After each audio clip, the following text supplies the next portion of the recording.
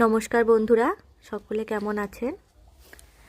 আজ কার্তিক পুজো উপলক্ষে আমার এই ব্লগ। আর এই ছিল আমার সাজ। কাকিমারা এসে আমাকে শাড়ি পরিয়ে সুন্দর করে সাজিয়ে দিয়েছেন।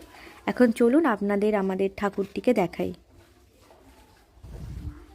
এই যে আমাদের ঠাকুর সুন্দর করে মালা পরে দাঁড়িয়ে আছেন। ঠাকুর মশাই এসে গেছেন, উনি ওনার মতো দরকার মতো সব জিনিসগুলো আয়োজন করে নিচ্ছেন। আর ইনি হচ্ছেন সৌভিকের দিদিমা, সকাল থেকে এসে অনেক গোছানো করেছেন। আর এই হচ্ছে কাকিমারা, ঠাম্মা, সবাই এখন আজ সব পিসি কাকিমারা এক হয়ে গল্পে মজেছে। এখন আমরা সবার অনুমতি নিয়ে পুজোতে বসলাম।